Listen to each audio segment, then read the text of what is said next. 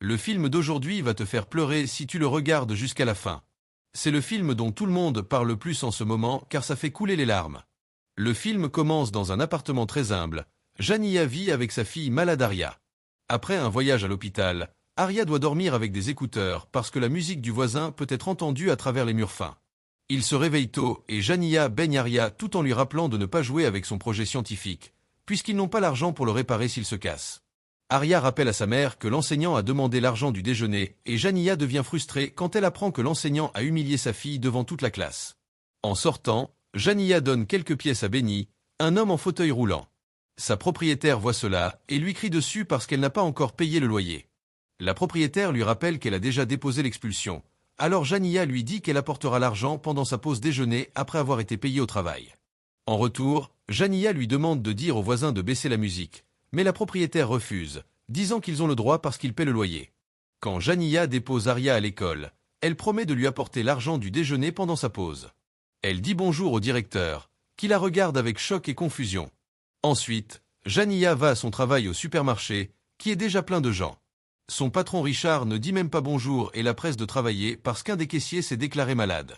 Richard et les clients l'insultent juste parce qu'elle marche à une vitesse normale jusqu'à son poste. Une femme essaie de payer toutes ses courses avec une carte de prestation et Jania explique que certains articles ne sont pas éligibles. La cliente se met en colère et part sans rien acheter, alors son mari jette une bouteille sur Jania en sortant. Richard se plaint du désordre et ordonne à Jania de le nettoyer rapidement avant que quelqu'un ne glisse. Les autres clients se plaignent aussi parce qu'ils doivent attendre plus longtemps. Pendant que Jania va chercher le matériel de nettoyage, sa collègue remarque combien elle souffre et essaie de lui prêter de l'argent. Cependant, Jania refuse parce qu'elle sait que son ami en a besoin aussi et qu'ils seront payés aujourd'hui de toute façon. À ce moment, Jania reçoit un appel de l'école parce qu'Aria n'a pas apporté l'argent du déjeuner et a une blessure suspecte. Jania leur dit qu'elle est tombée dans la baignoire, mais les enseignants restent méfiants. Richard trouve Jania au téléphone et la force à raccrocher.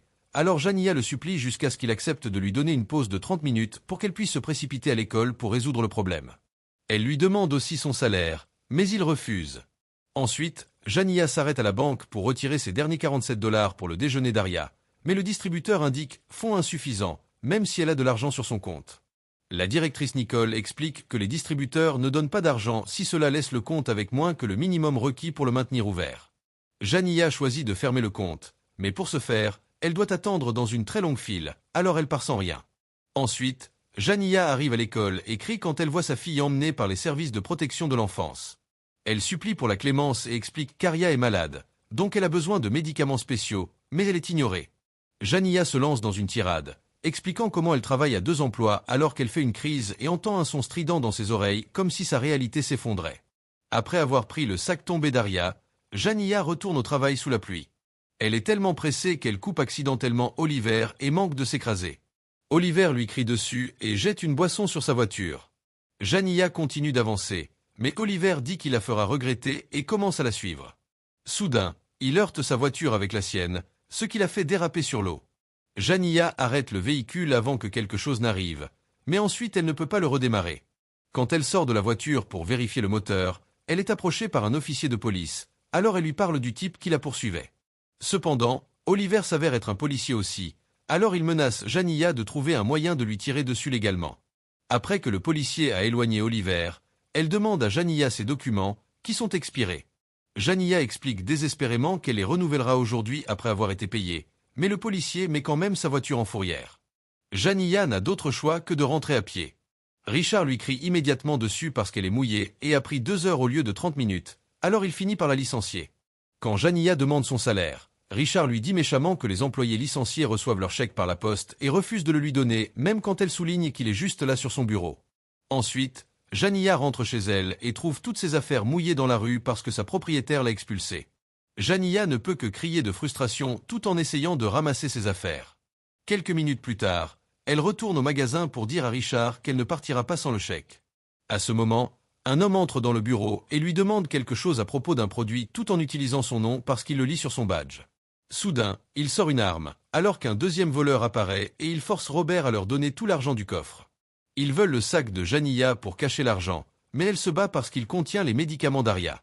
Après beaucoup de luttes, Jania réussit à prendre l'arme du type et lui tire dessus, alors l'autre voleur s'enfuit. Robert lui crie dessus et l'accuse d'avoir organisé cela parce que le voleur connaissait son nom, alors il appelle la police. Avec son esprit bloqué dans un brouillard étourdissant, Jania continue d'endurer les cris de Robert jusqu'à ce qu'elle craque et lui tire dessus aussi. Ensuite, Jania prend son chèque et se précipite à la banque pour l'encaisser. Le garde de sécurité lui dit qu'ils sont fermés, mais Nicole a pitié d'elle et la laisse entrer. Malheureusement, le caissier demande une pièce d'identité et Jania n'en a pas parce que le policier a pris tous ses documents avec la voiture. Elle explique sa situation, mais l'employé refuse de l'aider, alors Jania craque à nouveau et révèle qu'elle a toujours l'arme. Le caissier appuie sur le bouton d'urgence et bientôt Nicole reçoit un appel des autorités. Elle décrit Jania pour eux et leur dit qu'elle a une bombe parce qu'elle a confondu le projet artistique d'Aria avec une bombe. Pendant ce temps, les détectives Raymond et Grimm examinent la scène du crime dans le magasin et les actions de Jania sont clairement visibles sur les enregistrements de sécurité. Quand ils interrogent les employés, l'ami de Jania la défend et essaie d'expliquer qu'elle ne ferait jamais quelque chose comme ça. Cependant, elle est tellement bouleversée que son amie ait des ennuis que Grimm pense qu'elle cache quelque chose. Raymond pense qu'il y a plus dans l'histoire et l'envoie chercher plus d'indices. Ensuite, les détectives interrogent la propriétaire de Jania tout en regardant ses affaires dans la rue. Ils trouvent les médicaments d'Aria et Benny explique que la fille était malade. Ils parlent aussi très bien de Jania. Les détectives veulent fouiller l'appartement, mais la propriétaire ne les laisse pas. À ce moment, ils reçoivent un appel leur parlant de la banque, alors ils partent. À la banque, les caissiers donnent à Jania tout leur argent parce qu'ils pensent qu'elle est braque, alors elle essaie d'expliquer qu'elle veut seulement encaisser son chèque. Nicole donne son téléphone aux gardes pour qu'ils reçoivent des instructions, puis elle essaie de dire aux autres clients de partir. Cependant, ils ne comprennent pas ce qui se passe et restent. Jania appelle Nicole pour obtenir de l'aide et Nicole réussit à expliquer au caissier qu'elle ne doit donner que l'argent du chèque. Jania perd la tête de plus en plus à chaque seconde et se lance dans une tirade de frustration, mais cela effraie les autres parce qu'ils pensent qu'elle va devenir violente. À ce moment, les flics entourent le bâtiment. Grimm dit au chef que Jania a organisé le braquage au magasin, mais Raymond pense qu'elle a juste eu une mauvaise réaction mentale à la situation. À l'intérieur, un client remarque enfin l'arme de Jania et essaie de la plaquer, ce qui fait que Jania tire accidentellement en l'air. Le client et le garde paniquent et sortent du bâtiment et les flics les entourent. Le client explique que le coup de feu est parti par accident et se plaint parce que le garde n'a rien fait. Les caissiers pleurent et se cachent, alors Jania leur crie dessus tout en se lançant dans une tirade, disant qu'elle veut seulement l'argent du déjeuner de sa fille. Elle se fige quand elle réalise que le journaliste à la télévision parle d'elle, disant qu'elle braque la banque et a assassiné son patron. Le chef appelle la banque, mais quand Jania entend que c'est la police, elle raccroche. Ensuite, le négociateur arrive avec un camion spécial, mais Raymond convainc le chef que Jania sera plus ouverte à parler à une autre femme, et elle a aussi de l'expérience en négociation. Raymond appelle à nouveau la banque et demande à Nicole de la mettre sur haut-parleur. Elle pose des questions sur le coup de feu et Jania panique en expliquant que c'était un accident. Elle continue de crier alors qu'elle perd la tête, mais Grimm comprend qu'elle n'essaie pas de braquer la banque et parle calmement, montrant de la sympathie et qualifiant l'incident de malentendu. Cependant, quand Raymond lui demande de sortir et promet de l'aider, Jania perd à nouveau les pédales. Elle dit qu'ils veulent juste l'enfermer comme ils ont enfermé sa fille et que personne ne l'aide jamais.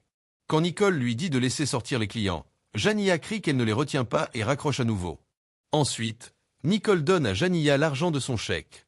Jania sépare les $40 nécessaires pour le déjeuner de l'école et demande à Nicole de les apporter à Aria parce qu'elle sait que la police ne la laissera pas faire. Quand elle voit les flics se mettre en position à la télévision, elle fait fermer les stores de la porte d'entrée par les caissiers. Les flics dans le camion ont accès aux caméras de sécurité et s'inquiètent de la bombe. L'un des caissiers commence alors secrètement à diffuser la situation en direct. Quand une cliente âgée dit qu'elle doit s'asseoir, Jania demande immédiatement à Nicole de lui apporter une chaise. Les autres clients lui demandent de les laisser sortir, mais Jania est convaincue qu'une fois seule, la police lui tirera dessus. 2 des clients sortent quand même, alors Jania fait verrouiller la porte par Nicole. À ce moment, le projet scientifique d'Aria commence à biper, alors Nicole et la police pensent que c'est fini, mais Jania l'éteint simplement. Disant qu'elle a besoin de réfléchir, Jania va dans l'un des bureaux. Les caissiers veulent profiter de l'occasion pour partir, mais Nicole leur dit de ne pas bouger parce qu'ils ne savent pas comment Jania réagira. Elle revient avec des chaises pour tout le monde, expliquant qu'elle sait ce que c'est de rester debout toute la journée. Raymond voit cela et dit au chef que les vrais criminels ne sont pas aussi gentils. Un flic entre dans le camion en disant qu'ils ont obtenu les plans de la banque, alors il veut entrer avec des grenades aveuglantes. Cependant, le chef ne veut pas prendre de risques à cause de la bombe. Certains flics pensent qu'ils devraient appeler le FBI, mais Raymond pense que c'est ridiculement exagéré. Évidemment, c'est juste une femme désespérée et elle n'a même pas fait de mal à qui que ce soit. alors Raymond veut lui donner une chance pendant que le FBI la tuerait probablement sur place. Le chef est d'accord et fait appeler la banque à nouveau par Raymond. Jania déteste le son des téléphones qui sonnent et veut les éteindre, mais Nicole la convainc que la police pourrait l'aider à rejoindre sa fille. Dès que Jania décroche, elle commence à expliquer toute la situation et Raymond comprend enfin pourquoi elle pense qu'ils ne l'aideront pas. Jania se souvient d'Oliver et pense qu'il est là pour lui tirer dessus comme il a promis. Elle mentionne ce qui s'est réellement passé pendant le braquage du magasin, le problème avec son chèque, les médicaments de sa fille et la blessure, ses 2 emplois, ses expulsions et tous les autres détails de sa vie terrible. Puisque le téléphone du caissier diffuse toujours, la vidéo devient virale et les gens partout dans la ville commencent à avoir de la peine pour elle. Une Raymond en pleurs montre sa compréhension en partageant qu'elle a grandi dans une situation similaire et promet de l'aider, mais elle doit sortir. Cela rend Jania folle à nouveau, et elle dit qu'elle ne sortira pas tant qu'il y aura des flics dehors, puis elle raccroche. Raymond est dévasté parce que cela touche tous ses problèmes personnels, et elle doit sortir du camion pour prendre l'air. Quand le chef découvre que Jania est enregistrée, il ordonne à ses hommes de brouiller le signal. En même temps, Jania réalise que les caméras de sécurité sont allumées et demande à Nicole de l'emmener au commutateur. L'un des caissiers profite de l'occasion pour essayer de partir, mais la porte est verrouillée. Jania éteint toutes les caméras, laissant les flics sans moyen de savoir ce qui se passe. Ensuite, elle revient et les autres lui disent qu'ils ont besoin d'aller aux toilettes, alors Jania les laisse y aller un par un. Dehors, Raymond et Grimm vérifient le système mais ne trouvent pas le flic qui a attaqué Jania. Les gens commencent à se rassembler derrière la police parce qu'ils demandent la liberté de Jania. De retour dans la banque, l'un des caissiers se plaint parce que Jania est traitée comme une martyre, alors Nicole et la vieille dame la réprimandent pour son manque de sympathie. Ensuite, Nicole remarque que Jania a froid et explique que la climatisation est toujours forte ici, offrant de lui prêter une veste. Elles vont au bureau et Jania met la veste tout en voyant une photo de famille sur le bureau. Elles discutent des enfants et Nicole assure à Jania qu'elle est une bonne mère, ce qu'elle sait parce qu'elle l'a vu toutes les fois où elle est venue à la banque. Elle essaie de la convaincre de demander de l'aide, mais Jania a toujours peur d'Oliver. Le soir, le FBI arrive et Jania s'inquiète de tout le bruit. Jania envoie Nicole à la porte pour vérifier, et elles apprennent que la foule crie « Libérez Jania ». Aux nouvelles, elles peuvent voir la foule scander son nom avec de grandes pancartes demandant ses droits. Un journaliste parle aux activistes et même Benny est là, partageant comment Jania l'a toujours aidé même quand elle n'avait rien. Le chef essaie de convaincre le FBI qu'ils ont la situation sous contrôle et que Jania se rendra pacifiquement, mais il n'écoute pas. Jania se souvient que Nicole l'a convaincue d'ouvrir son compte ici et se demande pourquoi elle se soucie tant. Dans sa carrière, Nicole a vu beaucoup de femmes être ignorées ou escroquées par la bureaucratie, alors elle a demandé à être transférée à cet endroit dans l'espoir de faciliter les choses pour les gens humbles qui en ont besoin dans ce quartier. Les caissiers se plaignent de la chaleur sans climatisation et Jania partage que c'est la température qu'elle doit supporter pour dormir tous les jours. Quand la vieille dame dit des mots doux, Jania s'excuse pour tout et explique que quelque chose en elle s'est brisé quand sa fille était à l'hôpital. Parce qu'elle n'a pas d'assurance, les médecins n'ont jamais bien traité Aria, pas même pendant sa naissance prématurée. Elle ne se soucierait pas d'aller en prison s'il n'y avait pas Aria, puisqu'elle sait que les foyers d'accueil ne traiteront pas sa maladie. Nicole promet qu'elle s'occupera d'Aria pour que Jania puisse être en paix. À ce moment, la vieille dame annonce qu'elle ne se sent pas bien et révèle qu'elle est diabétique. Jania permet à Nicole de la sortir et s'excuse à nouveau. Dès que la vieille dame est secourue par la police, Nicole ignore les supplications de Raymond et retourne à l'intérieur, disant que Jania n'a qu'elle. La prochaine fois que quelqu'un appelle la banque, c'est le FBI. Il ne la laisse pas parler à Raymond, alors elle commence à perdre les pédales à nouveau et passe le téléphone à Nicole. À ce moment, le projet scientifique d'Aria commence à biper à nouveau et Nicole raccroche, pensant que l'appel est le problème. Jania éteint le bip et mentionne le projet scientifique, laissant Nicole et les caissiers sous le choc. Ils expliquent qu'ils pensaient que c'était une bombe et Jania comprend enfin pourquoi les flics et le FBI agissent ainsi. Un caissier demande à aller aux toilettes et utilise son rouge à lèvres pour écrire un message sur la fenêtre. La bombe n'est pas réelle et il n'y a qu'une arme. Jania dit à Nicole d'appeler la police et de clarifier le malentendu, mais Nicole refuse parce qu'elle pense que la bombe est la seule chose qui empêche les agents d'entrer. Au lieu de cela, elle pense qu'ils devraient tous sortir sans le sac à dos. Pendant ce temps, Raymond trouve l'officier qui a remorqué la voiture de Jania. Au début, elle ne partage pas d'autres détails, mais Raymond se met en colère et la force à confesser qu'Oliver a fait les menaces. Une Raymond furieuse se précipite sur Oliver et le frappe au visage, ce que la foule célèbre. Quand le chef entend ce qu'il a fait, il emmène Oliver. Le téléphone dans le camion sonne et le FBI refuse de répondre. Raymond et le chef en ont assez de leur attitude froide, alors Raymond prend l'appel. Elle dit à Jania qu'ils ont arrêté Oliver, mais Jania veut une preuve. S'il lui envoie une photo par texto, Elle sortira sans l'arme ni le sac à dos. Cependant, le FBI refuse d'attendre la photo et veut envoyer les hommes à l'intérieur. Une Raymond désespérée court vers la porte et donne son téléphone à Janiya avec une photo d'Oliver. Janiya est soulagée et laisse tout le monde partir, mais Nicole reste pour aider. Elle prend la main de Janiya et promet de lui rendre visite en prison avec Aria. À ce moment, Janiya reçoit un appel de sa mère, qui a été visitée par le FBI. Janiya commence à parler de tout ce qui s'est passé, et sa mère l'interrompt pour lui rappeler qu'Aria est morte. Il s'avère que la fille n'a pas survécu à une crise la nuit dernière, et Janiya a halluciné sa présence, l'appel de l'école et les services sociaux emmenant Aria. Nicole a été informée par la police au téléphone, mais n'a rien dit pour ne pas aggraver les choses. Pendant que Janiya essaie d'accepter cela, le FBI enfonce les portes et le puits de lumière pour abattre Janiya. Cependant, cela aussi est une hallucination et Nicole l'aide à en sortir. Ensuite, Nicole guide Janiya hors du bâtiment avec les mains en l'air. Raymond est également douce quand elle l'arrête et Janiya est emmenée dans une voiture de police pendant que la foule continue de montrer son soutien. Alors voilà, nous sommes à la fin de ce film. Dites-moi en commentaire si ça t'a fait couler les larmes aussi. Et surtout n'oubliez pas de vous abonner pour ne pas manquer mes prochaines vidéos.